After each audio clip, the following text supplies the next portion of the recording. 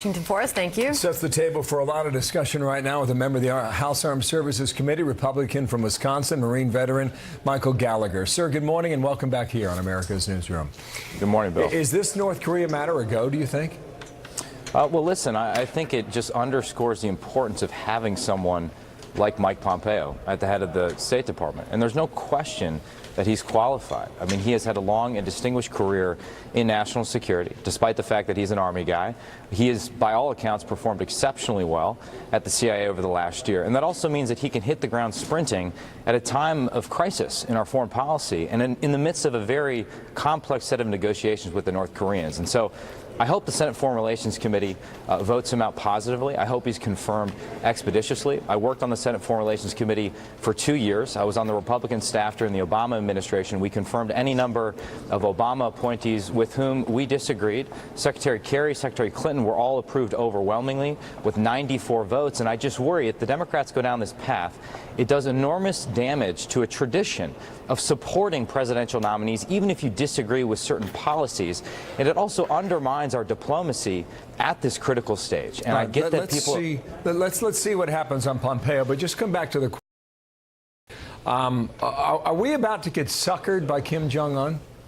Well, listen, I think John Bolton and Mike Pompeo are clear-eyed in their assessment of the North Koreans. I do think we have to learn from the mistakes of the past, which is why I was glad to hear the president say he was willing to walk away from the negotiations if the North Koreans are not serious. And certainly that's the lesson of the Iran negotiations. The Obama administration was so desperate for a deal with Iran that they were unwilling to walk away, and so we agreed to a deal that was not in the interests of the United States. And similarly, in the past with North Korea, we've agreed to denuclearization in the distant future in return for sanctions relief in the present, and we can't go down that path right now. And so I'm very skeptical that the North Koreans are serious about this, but I'm willing to let the administration test diplomacy. But while we do that, we cannot ease up on the maximum pressure campaign. If anything, we have to intensify it, and we have to intensify pressure on the Chinese at the same time. Yeah, last question on all this, and you heard the reservations on behalf of Shinzo Abe there from yesterday and the Japanese reporting that was coming out of Florida. What is the incentive now for Kim to just abandon his entire nuclear program? Well, I think you have to make it clear to him that there's one thing he likes more than his nuclear program, and that's regime survival.